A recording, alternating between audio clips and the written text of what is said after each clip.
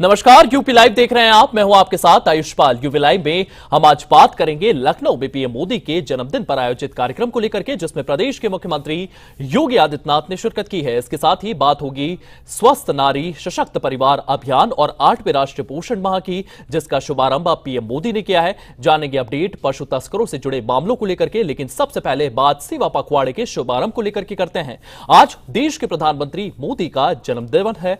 आज उनका जन्मदिन देश भर में धूमधाम से मनाया जा रहा है। बीजेपी ने पीएम मोदी के 75वें जन्म उत्सव के अवसर पर सेवा पखवाड़ा कार्यक्रम की शुरुआत की है। इसको लेकर के लखनऊ में एक कार्यक्रम का आयोजन भी किया गया है, जिसमें उत्तर प्रदेश के मुख्यमंत्री योगी आदित्यनाथ ने शिरकत की है। इसी के साथ साथ दोनों उप मुख्यमंत्री भी केशव प्रसाद मौर्य और ब्रजेश पाठक भी यहां पर मौजूद रहे। इस दौरान सीएम योगी आदित्यनाथ ने पीएम मोदी के नेतृत्व को सराहा है, तो वहीं उनकी कार्यनिष्ठा और लगातार जिस तरीके से वे कार्य कर रहे हैं, उनके विचारों को सामने रखा है और किस तरीके से देश को 2047 तक विकसित राष्ट्र बनाना है, इसका संकल्प लिया है। क्या कुछ उनकी ओर से इस कार्यक्रम के दौरान कहा गया है, इस रिपोर्ट में देखिए।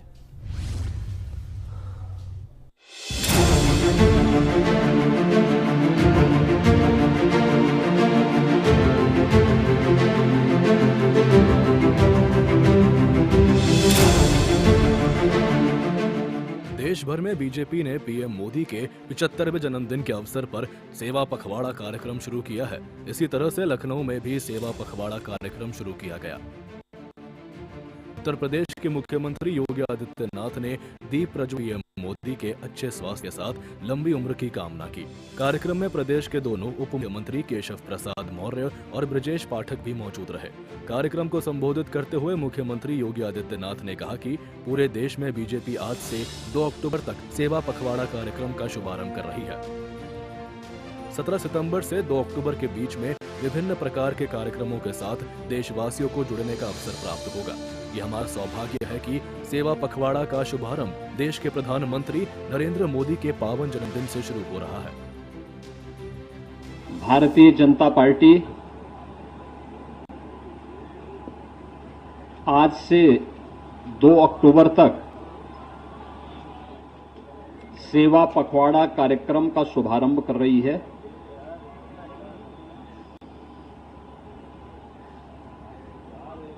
सत्रह सितंबर से 2 अक्टूबर के बीच में विभिन्न प्रकार के उन रचनात्मक कार्यक्रमों के साथ देशवासियों को पुनः एक बार जुड़ने का अवसर प्राप्त होगा। ये हम सबका सौभाग्य है कि सेवा पखवाड़ा की इसका शुभारंभ देश के आदरणीय प्रधानमंत्री श्री नरेंद्र मोदी जी के पावन जन्मदिन से इस अभियान का शुभारंभ हो रहा है। प्रधानमंत्री मोदी जी भारत के यशस्वी प्रधानमंत्री हैं ही, दुनिया के सबसे दूरदर्शी और लोकप्रिय राजनेताओं में उनकी गिनती होती है। आज पूरी दुनिया प्रधानमंत्री मोदी जी के नेतृत्व में इस नए भारत का दर्शन कर रही है, जो भारत अब दुनिया का पिछलग्गू नहीं बल्कि पूरी दुनिया को अपना अनुसरण करने के लिए आज प्रेरित कर रहा है। इसके अलावा सीएम योगी ने कहा कि आज पूरी दुनिया मोदी जी के नेतृत्व में इस नए भारत के दर्शन कर रही है। वो भारत जो दुनिया का पिछलग्गू नहीं बल्कि दुनिया को अपना अनुसरण देने के लिए प्रेरित कर रहा है। इसके साथ ही सीएम योगी ने कहा कि पिछले 11 वर्षों में पीएम मोदी के नेतृत्व में इस नए भारत ने जीवन के प्रत्येक क्षेत्र में अभूतपूर्व सफलताओं के नए प्रतिमान स्थापित किए हैं। पिछले 11 वर्षों में प्रधानमंत्री मोदी जी के नेतृत्व में इस नए भारत ने जीवन के प्रत्येक क्षेत्र में अभूतपूर्व सफलताओं के नए प्रतिमान स्थापित किए हैं। क्या अर्थव्यवस्था के क्षेत्र में, क्या विरासत के क्षेत्र में, इंफ्रास्ट्रक्चर के क्षेत्र में, इन्वेस्टमेंट के क्षेत्र में, एम्प्लॉयमेंट के क्षेत्र में, शिक्षा, स्वास्थ्य, कृषि विकास, जल संसाधन और अगर सामान्य रूप से ही कहें तो गांव, गरीब, किसान, नौजवान, महिलाएं, दलित, वंचित, इन सब को प्राथमिकता देते हुए एक मंत्र ने प्रत्येक नागरिक के जीवन में व्यापक परिवर्तन करने का काम किया है। हर भारतवासी आज अगर वह राजनीति से प्रेरित नहीं तो प्रधानमंत्री मोदी जी के इस यशस्वी नेतृत्व और मार्गदर्शन में गौरव की अनुभूति करता है। भारतवासी तो उनका यशस्वी मार्गदर्शन प्राप्त कर ही रहे हैं। भारत के बाहर रहने वाले भारतवंशी परिवार भी बड़े गौरव के साथ इस नए बदलते हुए भारत का दर्शन करके आह्लादित होते हैं, प्रसन्नता की अनुभूति करते हैं, भारत की इस विकास की यात्रा में सहभागी बनने का काम करते हैं। पूरे देश में अलग अलग जगहों से अलग अलग तरह से पीएम मोदी को जन्मदिन की शुभकामनाएं मिल रही है। ये बधाइयां देश की सीमाओं तक सीमित नहीं रही, बल्कि विश्व के बड़े बड़े देशों के राजनेताओं की भी गुड विशेस पीएम मोदी को मिली है, जो पीएम के वैश्विक आकर्षण और भारत की वैश्विक पहचान का प्रतीक है। ब्यूरो रिपोर्ट, सूर्य समाचार।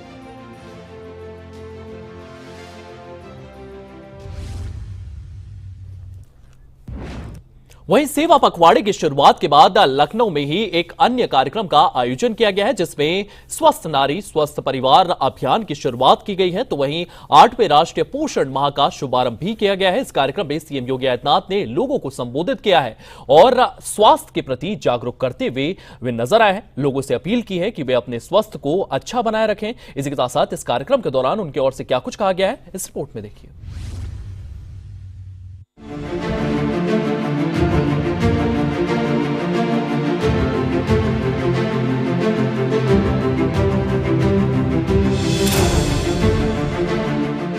बुधवार को मध्य प्रदेश से प्रधानमंत्री नरेंद्र मोदी ने वीडियो कॉन्फ्रेंसिंग के माध्यम से स्वस्थ नारी सशक्त परिवार अभियान का शुभारंभ किया है। इसके साथ ही पीएम ने 8वें राष्ट्रीय पोषण माह का शुभारंभ भी। इसके लिए लखनऊ में कार्यक्रम आयोजित किया गया, जिसमें सीएम योगी आदित्यनाथ ने शिरकत की।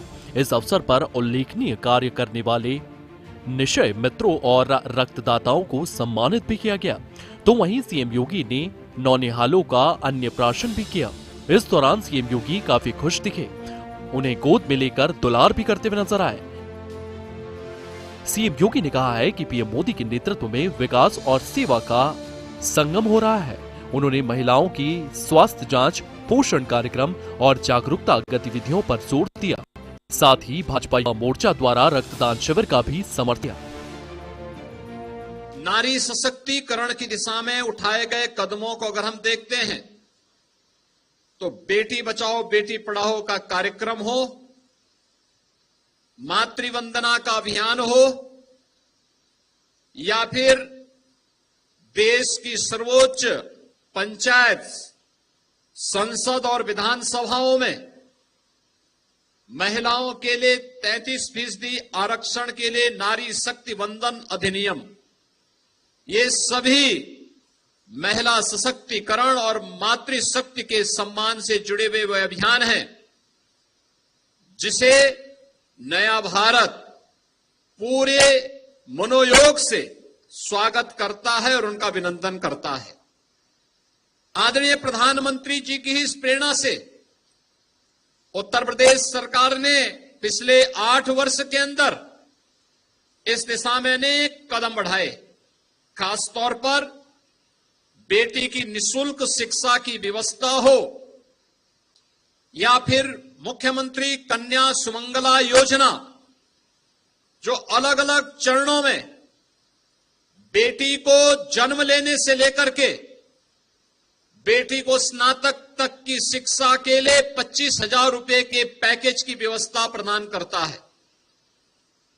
मुख्यमंत्री सामूहिक विवाह योजना के माध्यम से हर बेटी की शादी में मुख्यमंत्री सामूहिक विवाह योजना में 1 लाख रुपए की सहायता राज्य सरकार के द्वारा उपलब्ध करवाने का कार्यक्रम है।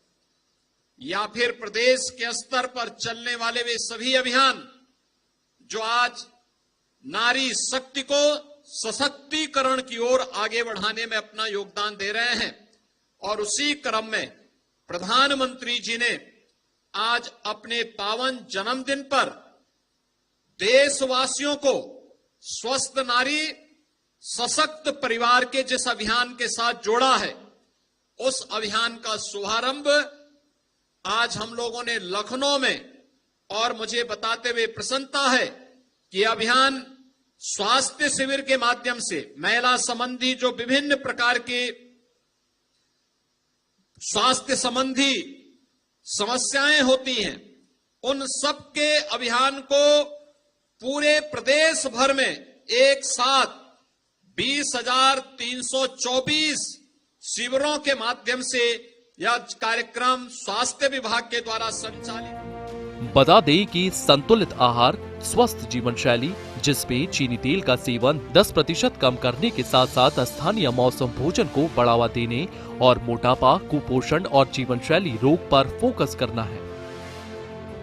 इसके साथ ही 8वें राष्ट्रीय पोषण माह के साथ जिसमें आयुष मंत्रालय भी योग सत्र, जीवन शैली परामर्श, प्रकृति परीक्षण कियोस्क के माध्यम से योगदान दे रहा है। पूरे देश के लोगों को इसको लेकर के जागरूक कर रहा है। ब्यूरो रिपोर्ट, सूर्य समाचार।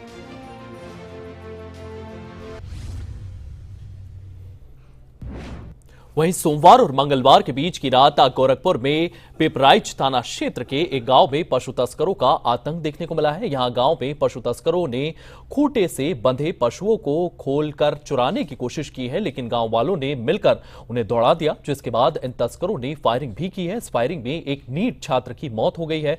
इस मामले में पुलिस ने संज्ञान लिया है। पुलिस की ओर से कार्रवाई की जा रही है। क्या कुछ ये पूरा का पूरा मामला है, इस रिपोर्ट में देखिए।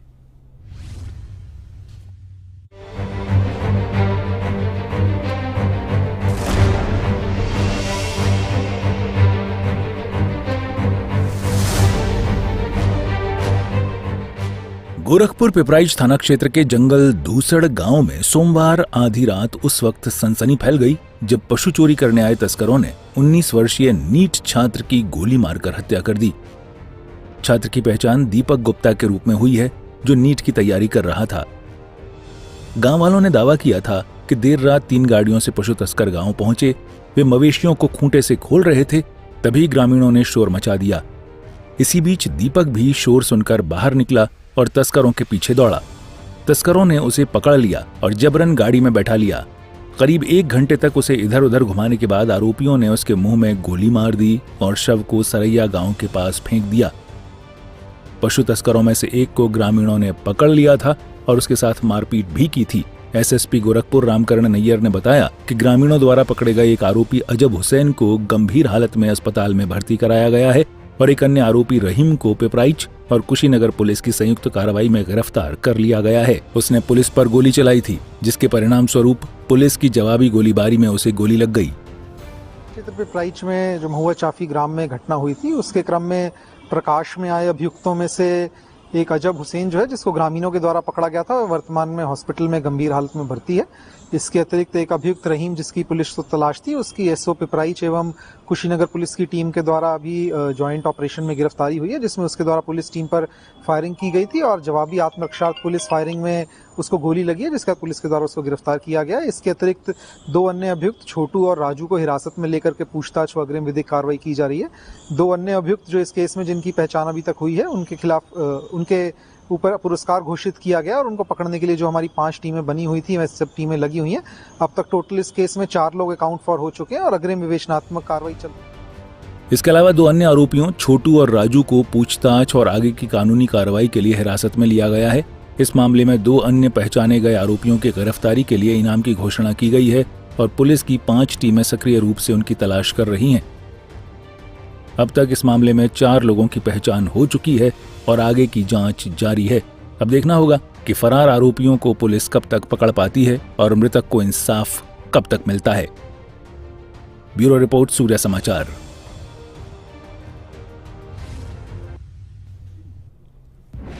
अब आपको मथुरा लिए चलते हैं। मथुरा के रिफाइनरी क्षेत्र में 3 युवकों पर लूट के गंभीर आरोप लगे थे, जिनमें से पुलिस ने 2 आरोपियों को गिरफ्तार कर लिया था, तो वहीं एक आरोपी जो फरार चल रहा था, मुठभेड़ में उसे काबू किया गया है। इन लुटेरों की अगर बात करें तो लुटेरों ने किसी तरह का लूट को अंजाम दिया था और किस तरह से ये पूरा के पूरा जाल उनकी ओर से बुना गया था, किस तरीके से लूट की गई थी और पुलिस का इस पूरे मामले को लेकर के क्या कुछ कहना है, इस रिपोर्ट में देखिए।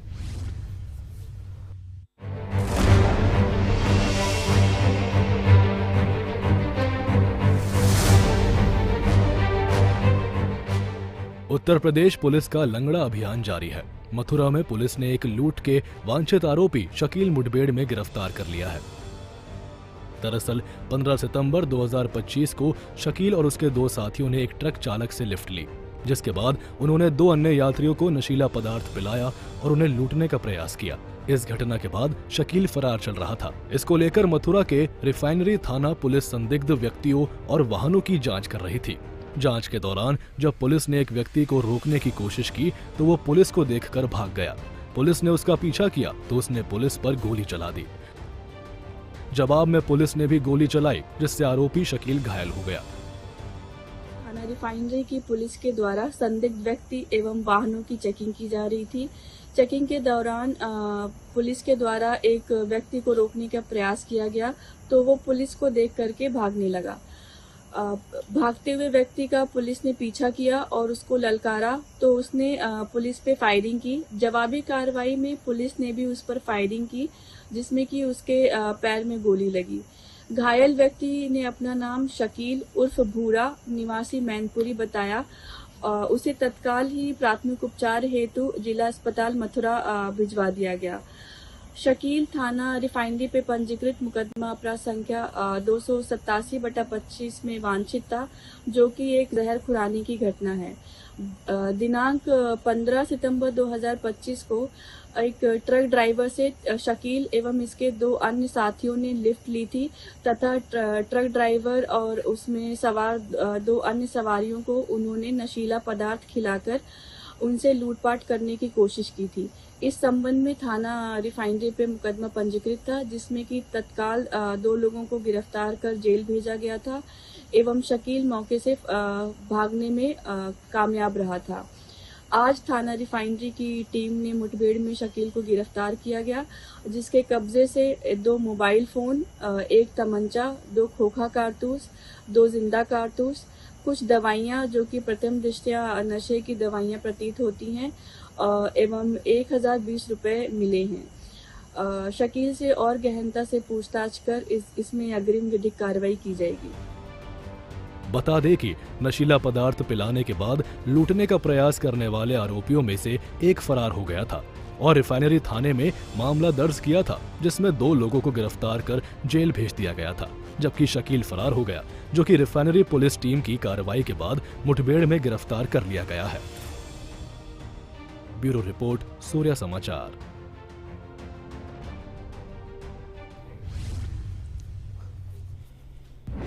अब आपको लखनऊ लिए चलते हैं। लखनऊ के पूर्वी हिस्से में एक मोहल्ले से कुछ बदमाशों का आतंक देखा गया है, जिसमें एक घर में घुसकर कुछ लोगों ने गोलीबारी की है। इस घटना में एक युवक घायल हो गया है, जिसको अस्पताल में भर्ती कराया गया है। इस वारदात के पीछे की क्या है वजह और पुलिस इस पूरे मामले को लेकर के क्या कुछ एक्शन लेते हुए नजर आ रही है, इस रिपोर्ट में देखिए।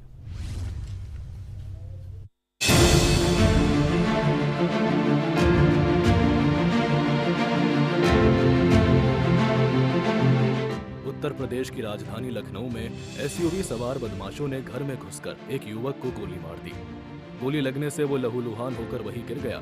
जानकारी है कि हमले में उसकी बहन को भी चोट लगी है। वारदात को अंजाम देकर आरोपी वहां से भाग निकले, तो वहीं घायलों को अस्पताल में भर्ती कराया गया है। घर पर मौजूद परिजनों ने बताया कि 2 गाड़ियों में सवार होकर कुछ बदमाश उनके घर के बाहर आए थे और जोर जोर से गाली गलौज करने लगे। जब उन्हें ऐसा करने से रोका गया तो रुकने के बजाय उन्होंने और भी उत्पात मचाया और फायरिंग की। पहले 2 ही लोग आए, जब गोली चलाने लगे तब तो आ गए 10-15 लोग 2 गाड़ी भर के। क्या कुछ यहाँ पर आकर के कह रहे थे? गाली वाली बक रहे थे। पहले हम ही लोग थे, भैया माए थे नहीं घर पे, और गाली वाली बकने लगे बहू को। तो हम आए खिड़की, हम कहें बदतमीजी न करिए, आप जाइए, और लेडीज इसलिए बदतमीजी कर रहे हो, अभी हम 100 नंबर डायल करेंगे, होश में आ जाओगे। तो गाली वाली बकने लगे। कितनी गाड़ियों से आए हुए थे? 2 गाड़ी से, एक स्कॉर्पियो थी, एक और एक वो खड़ी है यहीं। अच्छा, जो लोग आए हुए थे क्या वो लोग गोली चलाने के साथ साथ ईंटें में भी चलाए हैं? हाँ चलाए हैं। फिर जब फायर करने लगे, गोली चला दिन, तब जब मोहल्ले वाले दौड़े हैं तो अद्धा गुम्मा चलाए हैं, जब भागे हैं। हाँ, जब ये गोली कांड हुआ तब यहाँ पे बेटा था। हाँ, जब गोली चली तब बेटा था, पहले जब आए थे तब नहीं था। जब वो गाली बकने लगे तो हमने फोन किया, हमसे गाली गुप्तारी हो रही थी, तो ये फोन किए बहुरिया, कहीं कि देखो घर पे कोई लोग आए बदतमीजी कर रहे हैं। तो वो लोग आए हैं, जैसे वो लोग पहुंचे वैसे ही लोग गोली चला दिए। कितने राउंड गोली चलाए होंगे यहाँ पर? 8-9 बार गोली चलाए हैं। और जो आसिफ हैं उनकी गोली कितनी लगी हुई है? एक गोली लगी। अभी उनकी हालत कैसी है? अब देखो, चल तो नहीं रहे हैं, गाड़ी से ले गए हैं उठा के। पर आई है क्या कुछ अभी तक उनको यहाँ पे जानकारी मिल पाई है? क्या कुछ गाड़ी पुलिस कस्टडी में गई है? गई नहीं है, अभी यही खड़ी है। ले गए? हाँ, तो फिर अब ले गए होंगे। ये लोग जो यहाँ पे आए, इससे पहले भी आए थे कभी? नहीं, और कभी नहीं आए। मौके का निरीक्षण करने पहुंचे पूर्वी लखनऊ के एडीसीपी पंकज सिंह ने कहा कि कुछ लोग एक घर में घुस आए और पहले गाली गलौज की और बाद में गोलीबारी शुरू कर दी। जब निवासियों ने गाली गलौज का विरोध किया तो टकराव शुरू हो गया। हमलावर 2 गाड़ियों में सवार होकर आए, जिनमें से एक स्कॉर्पियो थी। इस झड़प के दौरान आसिफ गाजी नामक एक युवक को गोली लग गई और वो घायल हो गया। उसे इलाज के लिए अस्पताल ले जाया गया। ये एक आसिफ गाजी नाम के युवक को, जिनको गोली लगी है, उनके बड़े भाई यासीन का कुछ पैसे का लेन देन का विवाद था। उनकी बेदीनदारी थी, उनको पैसे देने थे किसी को, और वही लोग से आपस में उनकी लड़ाई और झगड़ा हुआ। लड़ाई झगड़े के बाद फायरिंग की घटना हुई, जिसमें आसिफ को गोली लगी। आसिफ को अस्पताल भेजा गया और उसका इलाज चल रहा है। बाकी परिजनों से बात की, वार्ता की गई, उन्होंने कुछ नाम बताया, उस पर हम लोग काम कर रहे हैं। जल्दी इसमें तहरीर प्राप्त अभियोग पंजीकृत किया जाएगा और बाकी सभी टीमें हमारी लगी हुई है। 4 टीमें सर्विलांस क्राइम की और थाने की टीम लगी हुई है। जल्दी सबको अरेस्ट करके जल्दी आ जाएगा। बदमाश जिन गाड़ियों में सवार होकर आए थे, मोहल्ले वाले लोगों की दखल के बाद उसमें से एक गाड़ी को मौके पर ही छोड़कर भाग गए थे। पुलिस मौके से साक्ष्य जुटा रही है और आसपास के लोगों से भी पूछताछ करके पता लगा रही है कि घटना के वक्त क्या स्थिति थी और कितनी संख्या में हमलावर थे। इसके साथ ही घायल और उसके भाई से भी पूछताछ की जा रही है कि उनकी किसी के साथ पुरानी रंजिश तो नहीं। ब्यूरो रिपोर्ट, सूर्य समाचार। चलिए फिलहाल यूपी लाइव में इतना ही। आप बने रहिए सूर्य समाचार के साथ।